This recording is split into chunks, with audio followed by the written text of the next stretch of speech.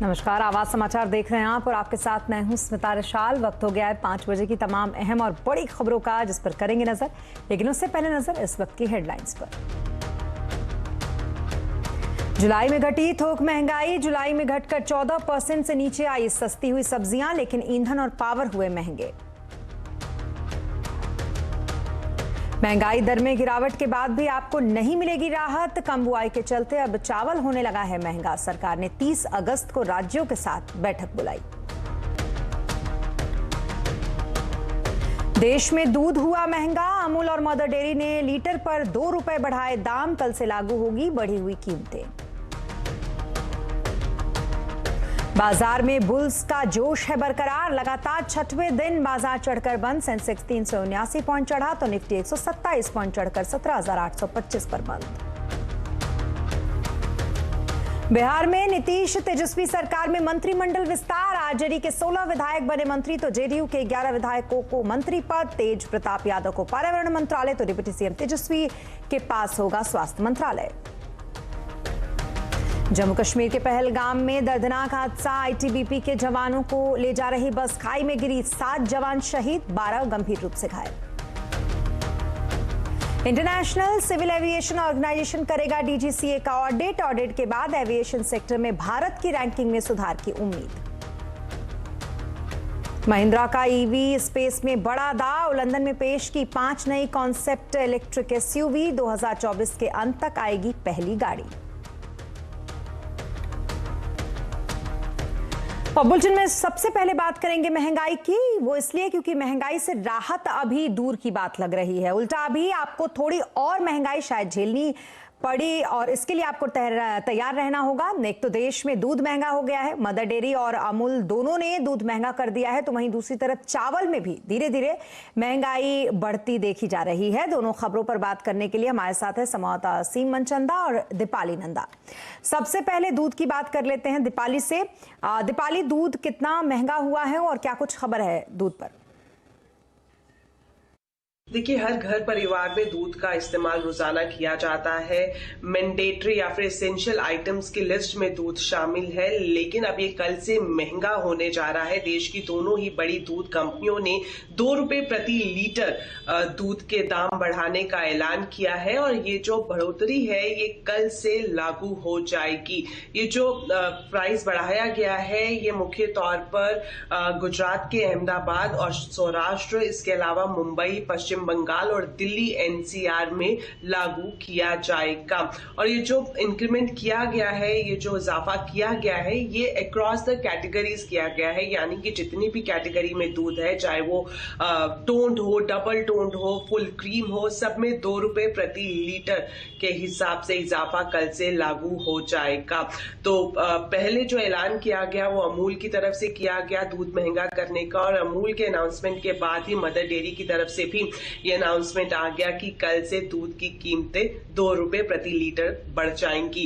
जो कंपनियों की तरफ से वजह बताई गई है इस बढ़ोतरी के पीछे, वो इनपुट कॉस्ट में बढ़ोतरी बताया गया है। कंपनियों की तरफ से ये जानकारी दी गई है कि पिछले 3-4 महीनों में जो इनपुट कॉस्ट है, खासतौर पर जो चारा है या फिर जो कच्चे दूध की खेती के लिए इस्तेमाल में लाई जाती हैं चीजें, जिसे हम कच्चे दूध की कृषि कहते हैं, उसकी कॉस्ट भी 10 से 12% तक बढ़ गई है। यही वजह है कि कंपनियों ने दूध महंगा करने का ऐलान किया है। जी हाँ, तो ये तो दूध की बात रही और दूध के बाद अब चावल की भी बात कर लेते हैं, क्योंकि गेहूं के बाद चावल के दाम बढ़ने लगे हैं। दरअसल इस साल कई राज्यों में कम बारिश की वजह से धान की बुआई में 15% की गिरावट देखने को मिली है। इस पर ज्यादा जानकारी के लिए हमारे साथ असीम मनचंदा है, उनसे बातचीत करेंगे। असीम, पूरी खबर क्या है चावल की महंगाई को लेकर? देखिए, इस साल मानसून में काफ़ी कमी जो है देखने को मिल रही है। खासतौर पे कि 4 राज्यों के अंदर मानसून में 40 से 50% की डेफिशिएंसी जो है देखने को मिली है। इसमें वेस्ट बंगाल है, उत्तर प्रदेश है, बिहार है और झारखंड है, जहां पर कि मानसून में काफ़ी कमी जो है देखने को मिल रही है। इसके चलते जो धान की बुआई है वो लगातार जो है पिछड़ रही है। अगर पिछले साल की बात करूँ तो धान में करीबन 15% की गिरावट जो है वो देखने को मिली है। सरकार ने इसका आधिकारिक डाटा जो है वो भी जारी करना जो है बंद कर दिया। लेकिन इस सिचुएशन को देखते हुए जो चावल के दाम दाम है वो लगातार जो है बढ़ने लग गए हैं। और खासतौर पर जो चावल कंजम्पशन करने वाले स्टेट्स हैं वहाँ पर दामों में बढ़ोतरी जो देखने को मिल रही है। जो तमिलनाडु है उसमें चावल के दामों में 4 रुपये प्रति किलो की बढ़ोतरी हुई है। जो वेस्ट बंगाल है उसमें चावल के दामों में 1 रुपये प्रति किलोग्राम की बढ़ोतरी जो हुई है और जल्दी ही बाकी राज्यों में ऐसी बढ़ोतरी जो है देखने को मिल सकती है। खासतौर पर कि सरकार ने इसको लेकर के एक बैठक जो है वो भी बुलाई है। 30 अगस्त को सभी राज्यों जो चावल प्रोड्यूसिंग राज्य हैं उनके साथ बैठक जो है वो की जाएगी। सरकार इसमें अपना जो टारगेट जो है वो सेट करेगी कि उसको कितना चावल जो है इस बार खरीदारी जो है सरकारी राज्य के लिए खरीदारी जो है उसको जो है करनी है। तो कुल मिलाकर के गेहूं के बाद चावल के दाम जो है बढ़ने लग गए हैं, जो कि आम आदमी के लिए काफी परेशानी का सबब जो है बन सकते हैं। जी, बहुत शुक्रिया तमाम जानकारी के लिए असीम आपका भी, और दीपाली आपका भी तमाम जानकारी देने के लिए। दूध और चावल के दाम भले ही बढ़ रहे हों लेकिन आंकड़ों में महंगाई कम होती दिख रही है। जी हां, रिटेल महंगाई के बाद अब थोक महंगाई दर में भी गिरावट देखने को मिली है। जुलाई में थोक महंगाई दर 15.18% से घटकर 13.93% हो गई, जो कि पिछले 5 महीने में सबसे कम है। जुलाई में खाद्य महंगाई 12.41% से घटकर 9.41% रही, जबकि अंडे, मांस, मछली की अगर बात करें तो इनकी महंगाई दर 7.24% से घटकर 5.55% हो गई। सब्जियों की थोक महंगाई की बात करें तो ये 56.75% से घटकर 18.25% हो गई। तो वहीं प्राइमरी आर्टिकल्स की थोक महंगाई 19.22% से घटकर 15.04% हो गई। और अब बात करेंगे बाजार की। बाजार में बुल्स का जोश बरकरार है। तेजी का सिक्सर लगाते हुए सेंसेक्स 379 पॉइंट चढ़कर 59,842 पर बंद हुआ, तो वहीं निफ्टी 127 पॉइंट चढ़कर 17,825 पर बंद हुआ। मेटल छोड़े तो बीएसई के सभी सेक्टर इंडेक्स में दमदार तेजी आज देखने को मिली। सुमित से समझते हैं मार्केट का पूरा हाल। सुमित, सबसे पहले तो बताइए क्या कुछ हाईलाइट्स रहे आज के मार्केट की। देखिए, 3 दिन के एक्सटेंडेड वीकेंड के बाद मार्केट आज खुले और ट्रंकेटेड वीक में शुरुआत बढ़िया ही देखने को मिली, जहां पे निफ्टी ने 17,800 के जोन्स के ऊपर शुरुआत दिखाई, फिर धीरे धीरे थोड़ी सी बिकवाली आई, लेकिन वापस रफ्तार पकड़ी और 17,850 के ऊपर निफ्टी फ्यूचर्स जाकर बंद होते हुए दिखाई पड़े। 4 महीने की ऊपरी स्तरों पर इंडेक्स रहे।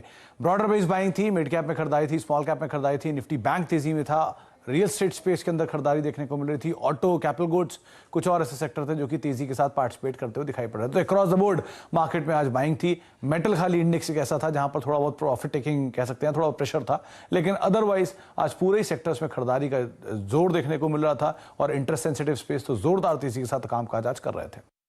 जी, इसी के साथ सुमित ये भी जानना चाहेंगे कि बाजार में किन सेक्टरों में आज तेजी और कहां पर आज दबाव देखने को मिला। देखिए, इंडिविजुअल स्टॉक स्पेसिफिक बात की जाए तो आज एएमसी स्पेस में खरीदारी थी। एचडीएफसी ग्रुप आज जोरदार तेजी में था। एचडीएफसी लाइफ 5% की तेजी में, अदानी पोर्ट 4.5% ऊपर, आयशर मोटर 4% ऊपर, बीपीसीएल करीब 3.5% की तेजी यहां देखने को मिल रही थी।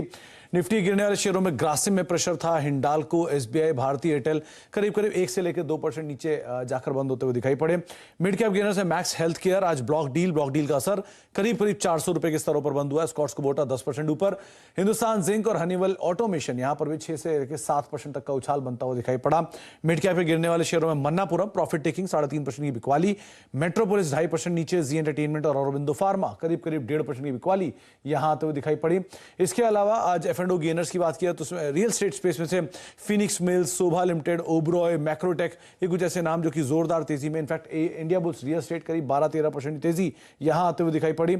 इसके अलावा ऑटो में आज एस्कॉर्ट्स कुबोटा में जोरदार तेजी, बॉश तेजी में, एमआरएफ में खरीदारी, आयशर मोटर, ये कुछ ऐसे नाम थे जहां पर एक अच्छा मूव आता हुआ दिखाई पड़ा। और साथ साथ एफएमसीजी में आज लीड कर रहा था यूनाइटेड स्पिरिट्स 3% ऊपर, गोदरेज कंज्यूमर्स, टाटा कंज्यूमर, ये कुछ ऐसे नाम जहां पर जोरदार मूव बनता हुआ दिखाई पड़ा। तो एफएमसीजी, आईटी, रियल्टी, ये कुछ ऐसे इंडेक्स थे जो कि आज बढ़िया तेजी को लीड कर रहे थे। शुक्रिया सुमित तमाम मार्केट अपडेट के लिए आपका। और अब बात मनी कंट्रोल प्रो के बेहद ही आकर्षक ऑफर की। मनी कंट्रोल अगस्त में फाइनेंशियल आजादी का उत्सव मना रहा है और इस खास मौके पर लेकर आया है फाइनेंशियली फ्रीडम ऑफर, जिसके तहत मनी कंट्रोल प्रो का सब्सक्रिप्शन आप नेट जीरो कॉस्ट या यूं कहें कि मुफ्त में पा सकते हैं। अब इसके लिए आपको रोजाना 1 रुपए की दर से मनी कंट्रोल प्रो का सब्सक्रिप्शन लेना होगा। इस सब्सक्रिप्शन के साथ आपको हमारे ब्रांड पार्टनर की ओर से मिलेंगे 1500 रुपए के आकर्षक वाउचर। इसलिए देर ना करें, मनी कंट्रोल ऐप या वेबसाइट पर जाएं और इस धमाकेदार ऑफर का फायदा उठाएं।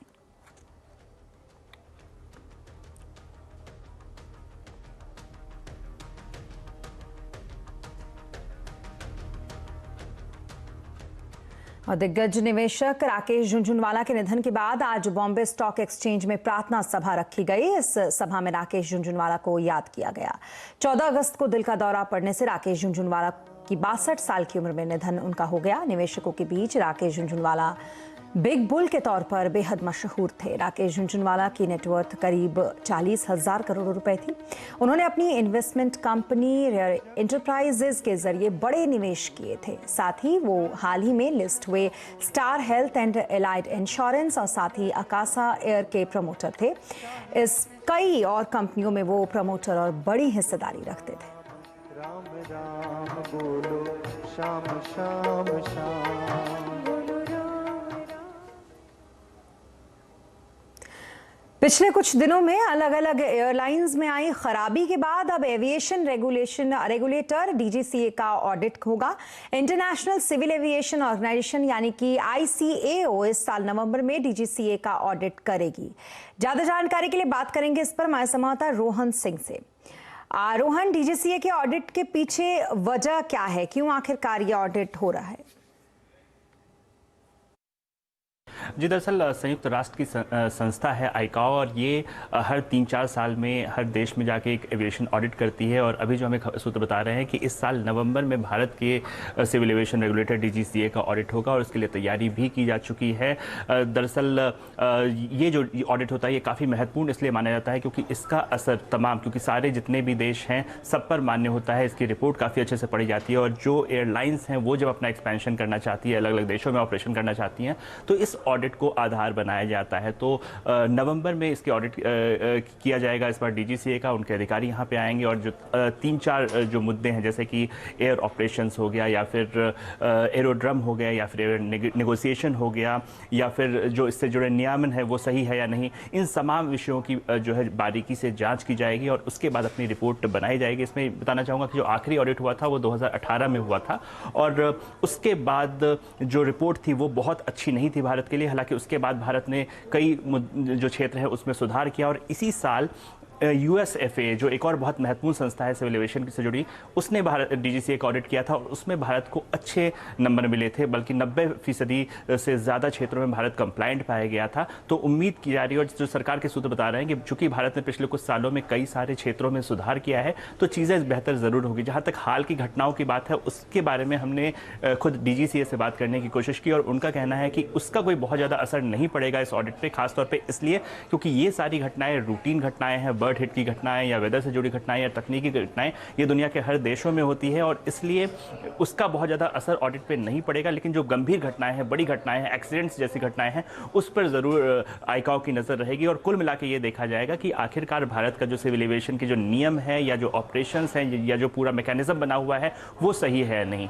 जी, बहुत शुक्रिया रोहन तमाम डिटेल्स के लिए आपका। और अब बात करेंगे महिंद्रा एंड महिंद्रा की, क्योंकि महिंद्रा एंड महिंद्रा ने इलेक्ट्रिक गाड़ियों पर बड़ा दांव खेला है। कंपनी ने लंदन में 5 इलेक्ट्रिक SUVs से पर्दा उठा दिया। ये गाड़ियां 2024 के अंत से बाजार में आना शुरू हो जाएंगी। इसके लिए महिंद्रा ने फॉक्सवैगन के साथ करार किया है। हमारे संवाददाता दीपाली राणा इस इवेंट के लिए लंदन पहुंच गई हैं। वहां पर उन्होंने महिंद्रा की नई EV का जायजा लिया। आप भी देखिए। आज कंपनी ने यहाँ लंदन में अपनी 4 इलेक्ट्रिक SUVs के कॉन्सेप्ट से पर्दा उठाया है और जो पहली 4 गाड़ियाँ होंगी उनको कंपनी 2024 के एंड से लेकर 2026 के बीच में लॉन्च करेगी। तो जो पहली गाड़ी होगी उसका लॉन्च दिसंबर 2024 में होगा। लेकिन अब इम्पॉर्टेंट ये है कि महिंद्रा की इलेक्ट्रिक गाड़ियों में है क्या। डिज़ाइन की अगर बात करेंगे तो जो भी 4 मॉडल्स यहाँ शोकेस किए गए हैं उसमें आपको SUV या फिर कूपेश बॉडी लैंग्वेज दिखाई देगी। ये जो पर्टिकुलर वेरिएंट है ये BE07 है। पहले मैं आपको BE के बारे में बता देती हूँ। दरअसल कंपनी 2 ब्रांड्स के तहत अपनी इलेक्ट्रिक गाड़ियाँ लॉन्च करेगी। एक ब्रांड होगी XUV, दूसरी ब्रांड होगी BE यानी बॉर्न इलेक्ट्रिक। XUV ब्रांड के तहत 2 मॉडल्स आएंगे जिसमें XUV 08 है और XUV 09 है। 08 का सबसे पहले लॉन्च होगा जो होगा दिसंबर 2024 में और कंपनी की कोशिश यही है कि XUV जो एक पॉपुलर ब्रांड है उस ब्रांड वैल्यू का फ़ायदा उठाकर इलेक्ट्रिक गाड़ी ली जाए। वहीं जो बॉर्न इलेक्ट्रिक है वो ऑल टुगेदर एक नई ब्रांड है, वो सिर्फ इलेक्ट्रिक गाड़ियों के लिए यूज़ होगी। तो जो BE ब्रांड है उसमें आपको जो ऑप्शंस मिलेंगे वो 3 इलेक्ट्रिक ऑप्शंस मिलेंगे, BE05, BE07 और BE09। तो ये BE07 है, लेकिन एक चीज़ ज़रूर है, जो आप डिज़ाइन देखेंगे इसमें आपको फ्रंट में, रेयर में चंकी बम्पर्स दिखेंगे। इसके अलावा जो डिज़ाइन है वो काफ़ी फ्यूचरिस्टिक है, स्लीक लाइट्स का इस्तेमाल किया गया है। हालांकि ये सिर्फ कॉन्सेप्ट है, तो ये कहना थोड़ा सा डिफ़िकल्ट है कि क्या इसी तरीके की डिज़ाइन लैंग्वेज होगी, लेकिन हाँ, जो शोकेस किया गया है वो एक इंटरेस्टिंग एलिमेंट है। और क्या आप भी लंबे वक्त तक फिट और जवान रहना चाहते हैं तो आज का कंज्यूमर अड्डा जरूर देखिए। 3 ऐसी चीजें जो अगर आपने कर ली तो आप बढ़ती उम्र में भी रहेंगे फिट और लाइफ रहेगी हिट। जरूर देखिए आज का कंज्यूमर अड्डा, फिटनेस का फॉर्मूला 3। और अब बात करेंगे कंपनियों के ऑडिट का। दरअसल इसलिए क्योंकि कंपनियों का अब एक के बजाय 2 ऑडिटर्स से ऑडिट होगा। सूत्रों के मुताबिक IL&FS और DHFL से सबक लेते हुए सरकार सभी कंपनियों के जॉइंट ऑडिट को जरूरी बनाने जा रही है। इस खबर पर ज्यादा जानकारी के लिए हमारे साथ हैं आलोक प्रियदर्शी। आलोक, डबल ऑडिट का क्या मतलब है और आखिरकार ये होगा कैसे?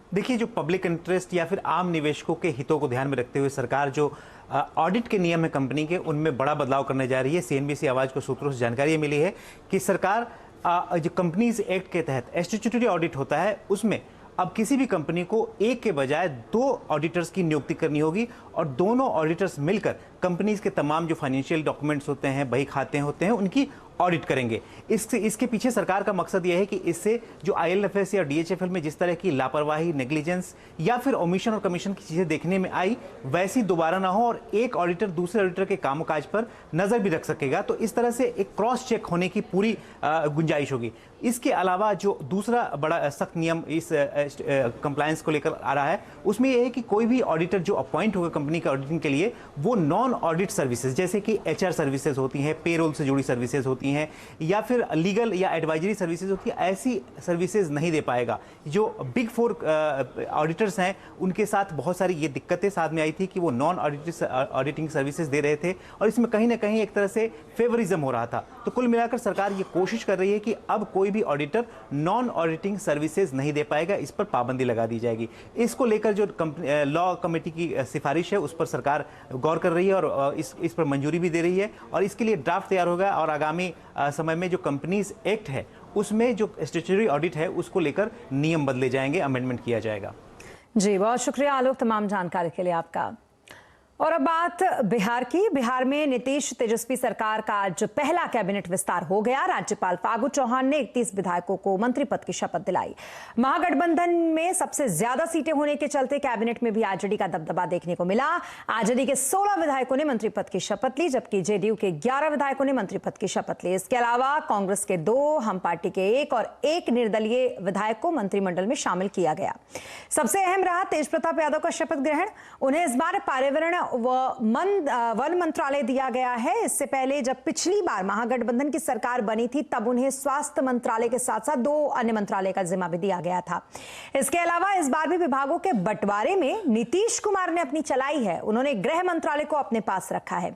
वहीं डिप्टी सीएम तेजस्वी यादव को स्वास्थ्य मंत्रालय दिया गया है। दरअसल नीतीश कुमार ने पिछले हफ्ते बीजेपी से नाता तोड़ने के बाद महागठबंधन में शामिल होकर सरकार बनाई थी और आज इस नई सरकार का पहला कैबिनेट विस्तार हो गया।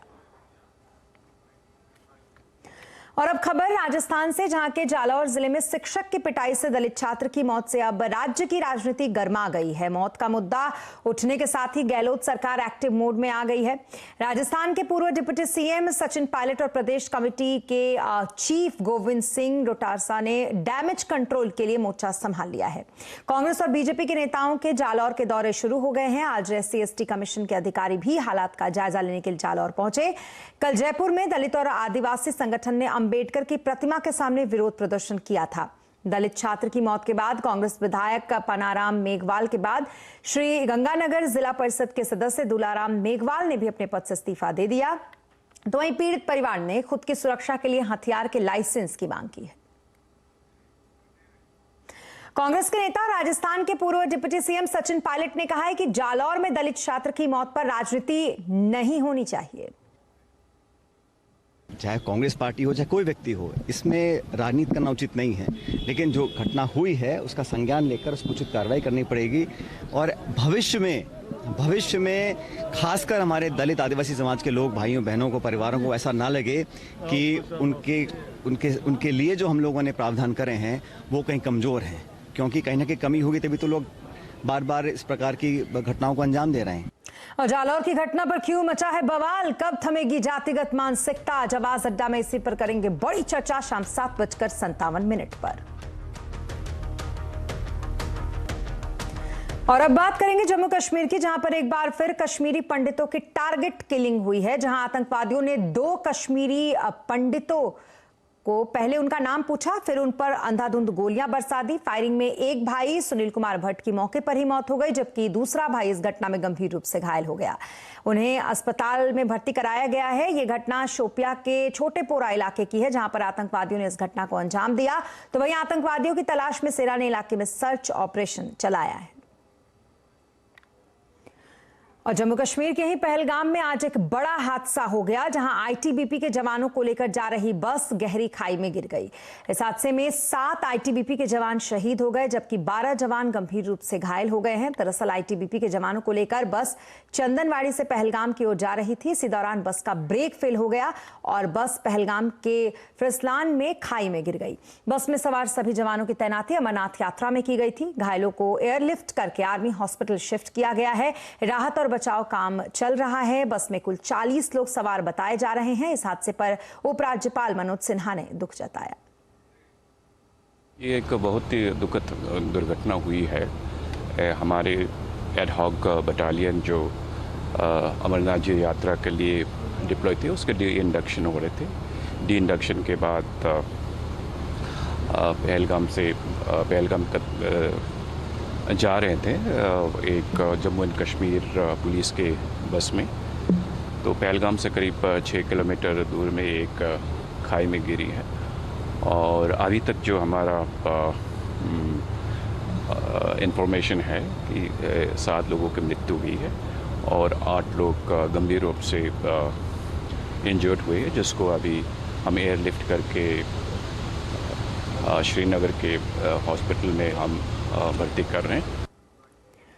और स्वतंत्रता दिवस के मौके पर प्रधानमंत्री नरेंद्र मोदी के लाल किले की प्राचीर से दिए गए भाषण का वीडियो YouTube के होम पेज पर छाया रहा। आमतौर पर देखा गया है कि सिर्फ फिल्म और म्यूजिक वीडियो ही इस पेज पर ट्रेंड करते हैं, लेकिन ये वीडियो साबित कर रहे हैं कि पीएम मोदी का इस साल का राष्ट्र के नाम संदेश लोकप्रियता के शीर्ष पर था। YouTube पर 3 करोड़ से ज्यादा, करीब इंस्टाग्राम पर 1 करोड़ 60 लाख से ज्यादा लोगों ने पीएम का भाषण अब तक देखा और सुना है। और इसी के साथ इस बुलेटिन में फिलहाल इतना ही, लेकिन खबरों पर लगातार अपडेट के लिए आप बने रहें CNBC आवाज के साथ। नमस्कार।